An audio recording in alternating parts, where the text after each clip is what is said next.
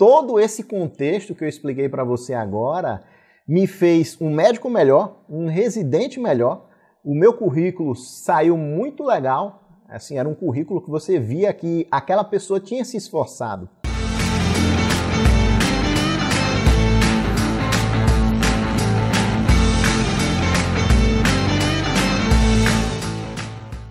Fala, meus amigos e minhas amigas! Hoje a gente vai conversar sobre como construir um bom currículo focando na residência médica. Esse vídeo foi retirado de uma pergunta do meu Instagram, Dr. Thiago, e não apenas a gente vai focar na residência médica, também vamos focar na residência médica, mas com certeza, se você quiser melhorar o seu currículo, você será um médico melhor e um estudante melhor também. Então, desde o começo, desde quando você pisar na faculdade, é super importante que você comece a se dedicar para o seu curso, porque desde aquele primeiro período você estará sendo avaliado, meus amigos e minhas amigas. Tenha certeza disso, que você conviverá com pessoas na sua própria sala, estudantes mais velhos, estudantes mais novos, conforme vai passando aí os períodos, e você será uma referência positiva ou negativa, dependendo dos seus resultados e principalmente dependendo do seu esforço. Então, algo que eu recomendo e eu fiz é fazer monitorias. Na minha época, no meu terceiro período, eu fiz uma monitoria de histologia e essa monitoria era remunerada, era um lado positivo, mas mesmo se não for na sua faculdade, eu recomendo que você faça monitorias, porque além de você adquirir um conhecimento técnico em relação àquele assunto específico, você vai treinar outras habilidades que você não imagina naquele momento. Por exemplo, você vai ensinar outros colegas, né? Ensinar o seu lado de ensino, de docência. Talvez no futuro isso seja aproveitado. Outra coisa que ninguém percebe durante a monitoria, e eu só fui perceber depois, quando eu me formei, quando eu já era médico, é que como monitor, aquelas pessoas que chegam depois de você verão você como um referencial, certo? E eles que vão mandar os pacientes para você, eles que vão chamar você para fazer parcerias, referenciar pacientes, enfim, você começa a ser visto como alguém que está ensinando. Isso é super positivo, porque você vira referência daquelas pessoas. Durante a minha monitoria de histologia, eu fiz um projeto que foi fazer um atlas de monitoria da minha faculdade. Então foi bem legal, até hoje o pessoal usa, né, a Faculdade de Ciências Médicas lá da Paraíba.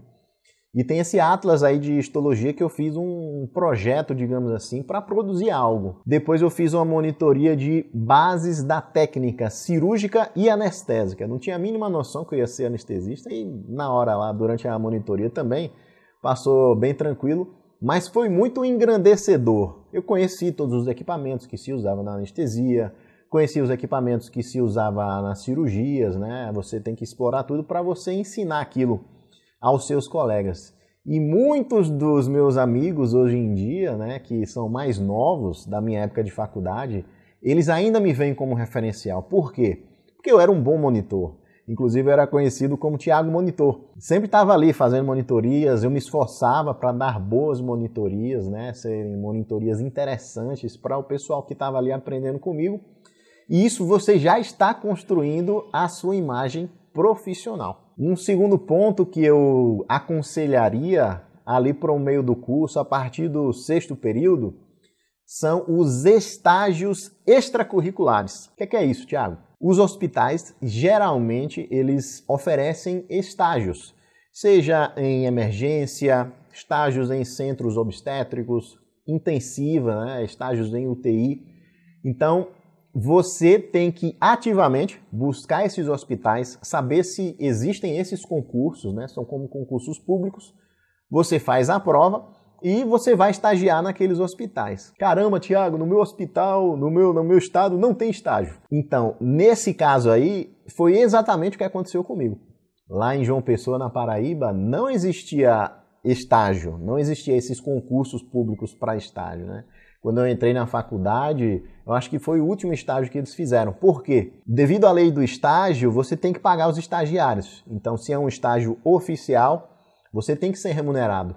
E o Estado lá, ele não estava com condições financeiras para fazer essa remuneração dos estagiários. O que é que eles fizeram? Cancela todos os estágios e agora medicina não tem mais estágio aqui na Paraíba. E o que é que eu fiz? Eu comecei a procurar estágios em outros estados. E acabou que em Pernambuco existiam ainda esses estágios, né? Então eu fiz um estágio em emergência geral e em UTI. Foi uma UTI geral que eu fiquei. Como é que era a minha jornada, né? Sexta-feira, às 4 da tarde, geralmente era a hora que estava acabando ali a aula da sexta-feira, eu às vezes conversava com o professor, chegava, professor, eu tenho um estágio em Recife e eu preciso sair daqui umas 4 horas para chegar lá umas 8. Era um hospital mais longe, assim, né? Um hospital Dom Helder Câmara, foi o meu primeiro estágio.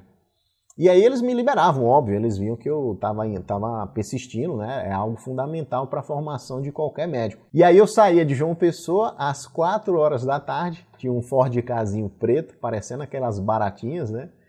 Atravessava Recife inteira, umas 7 horas, passava Recife inteira, um trânsito absurdo, e quando chegava lá para as 8 horas da noite, é que eu chegava na UTI do Hospital Dom Helder Câmara.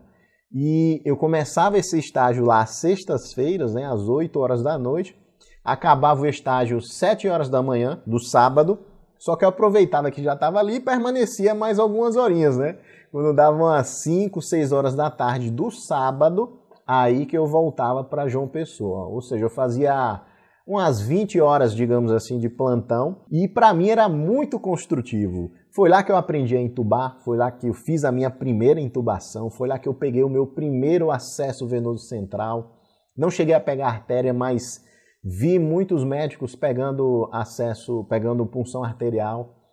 Aprendi a evoluir, vi paciente grave, vi paciente em abstinência, sepse terrível. E depois desse estágio que eu fiquei 1 ano, eu fiz um outro estágio em emergência geral.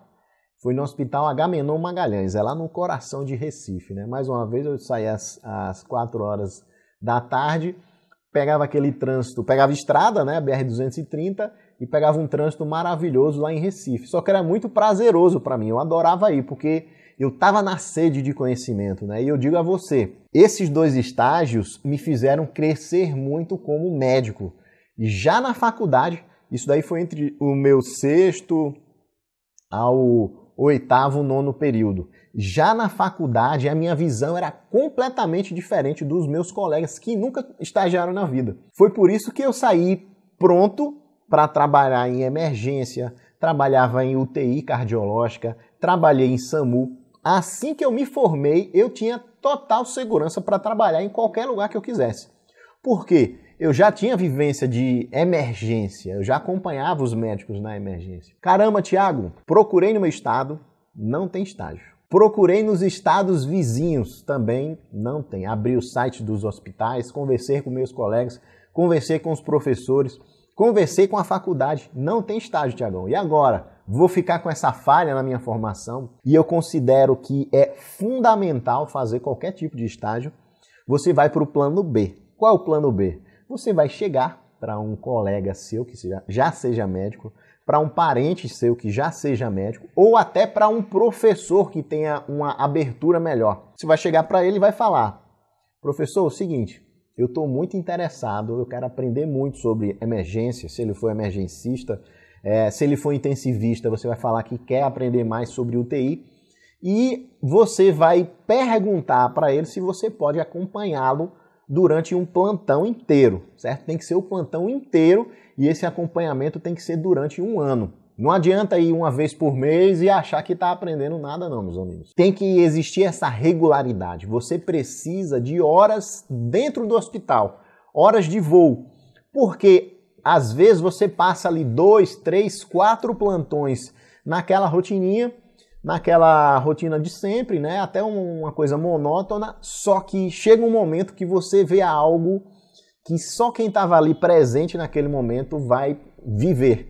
Uma parada cardíaca, uma intubação orotraqueal, um acesso venoso central, e aí você já se descola do que é tradicional, né? De só viver ali na faculdade e sair com medo de trabalhar. Para você ter uma noção, foi nesse estágio de emergência geral que eu fiz no hospital do Agamenon Magalhães, em Recife, que eu, Thiago, como estudante, toquei a minha primeira parada cardíaca. Eu já tinha visto lá umas 2, 3, 4 paradas cardíacas. Geralmente elas acontecem na madrugada, né? O turno normal de 8 às 18, geralmente é bem tranquilo. E aí, durante a noite, é quando o bicho pega. Eu já tinha observado, eu ficava com um reumatologista que fazia plantão de emergências, chamado Henrique. Era um excelente profissional, ele me dava muita abertura. Eu gostava de ser desafiado, né? Gostava de discutir com ele.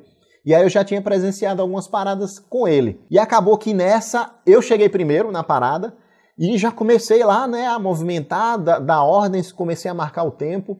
Já pedi para iniciarem a massagem, pedi para aspirar adrenalina. E ele chegou em seguida, me viu já conduzindo aquela parada, né, marcando tempo, delegando funções. Foi o que aconteceu. Ele simplesmente deu um passinho para trás e me deixou tocar a parada sozinho como estudante. Para você ver que se eu não estivesse ali, né, eu iria passar a minha formação inteira, ia ver 1, 2 paradas cardíacas, nunca teria essa oportunidade. Fico muito grato aí pelo Dr. Henrique ter me deixado assumir esse controle, né, ter confiado em mim, e com certeza eu saí um médico super preparado, muito bem seguro, muito confiante de tocar a parada, intubação na traqueal, não tinha medo de paciente grave, porque eu estava ali no campo de batalha. Terceira dica em relação ao seu currículo, são as ligas acadêmicas. Na minha faculdade, acho que foi a moda das ligas, né? Tinha 1 milhão de ligas. Liga do Clínica Médica, liga de cirurgia, esses dias aí eu vi até uma liga do Coffee Break. Só que a maioria dessas ligas eram ligas para inglês ver, digamos assim. Não funcionavam muito bem. E um certo dia, uma colega minha, acho que foi a Priscila, chegou para mim, a liga estava sem muito movimento, né? Era a liga de clínica médica. E ela falou que ia acabar a liga e tal, e acabou perguntando para mim se eu queria assumir essa liga. Ela era uns 2, 3 períodos para frente, assim. Eu acho que eu estava no 5º ou 6º período. E eu falei que assumiria, sim. E assim que eu assumi esse projeto, eu falei, não, comigo agora é diferente, meus amigos e minhas amigas. Eu não vou fazer liga de araque, não. Eu não vou fazer liga fuleira, não. Vai ser uma liga senhora liga. Eu vou fazer com que esse negócio funcione, vou fazer uma excelente seleção e vou fazer essa liga girar, vou fazer essas engrenagens funcionarem, porque eu quero que essa liga dê frutos para todo mundo que está presente nela. Então fizemos as provas, fizemos a seleção e eu comecei a fazer essa liga movimentar. A gente participava de eventos com a faculdade, eu entrava em contato ativamente com a diretoria da faculdade, pedia para participar de eventos.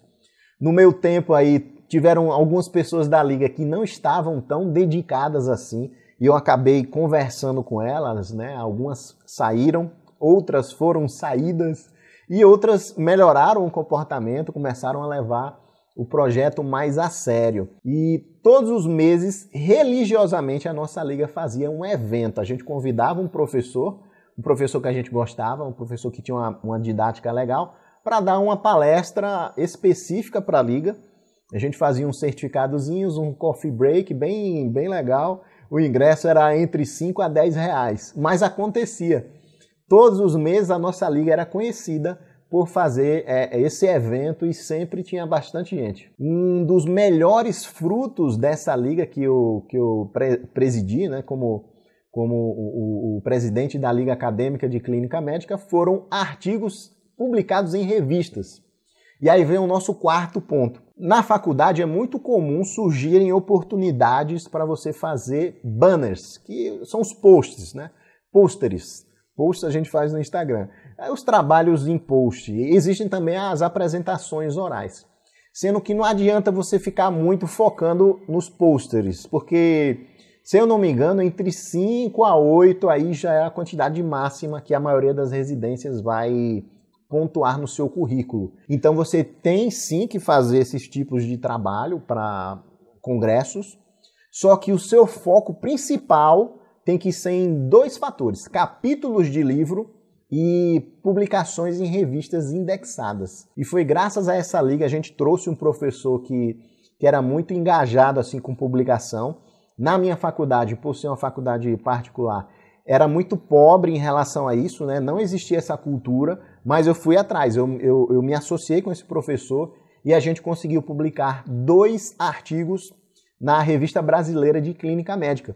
Então são artigos indexados, valem muito no currículo, valem muito para a residência médica. Então o foco deve ser em 5 a 8 pôsteres e o resto da sua energia vai para artigos em revistas indexadas e capítulos de livros. Infelizmente eu não consegui nenhum capítulo de livro durante a minha residência, durante a minha faculdade. E aí, meus amigos, essas são as 4 dicas que eu passaria para o Tiaguinho lá do começo de carreira, né? E foi o que eu fiz. Me saí muito bem nas avaliações curriculares, fui muito bem nas provas de residência. Todo esse contexto que eu expliquei para você agora me fez um médico melhor, um residente melhor. O meu currículo saiu muito legal, assim, era um currículo que você via que aquela pessoa tinha se esforçado. E no final da faculdade é um abismo daquela pessoa que simplesmente cumpriu a carga horária da faculdade para aquela outra pessoa, aquele outro estudante que se dedicou, tem carga horária em hospital, tocou parada, entubou, se esforçou para publicar. Com certeza, depois de anos fazendo isso, né, são 6 anos a faculdade de medicina, você vai se distanciando em relação a aquela pessoa que simplesmente vai para a faculdade, cumpre aí a tabela, vai para casa, dá uma estudadazinha e deixa para lá. Eu saí muito bem preparado e recomendo, se você for uma pessoa interessada, que queira ser um bom médico, a seguir esse caminho ou até mais, dependendo da sua energia, né? Dependendo do quanto você quer se dedicar ao curso. Se você gostou desse vídeo, deixa o seu like, aperta em inscrever-se, isso ajuda demais o nosso canal a crescer. Na descrição tem um link se você quiser ser o meu aluno, se você quiser fazer algum treinamento comigo. Um grande abraço do seu amigo Tiago e até o próximo vídeo. Tchau!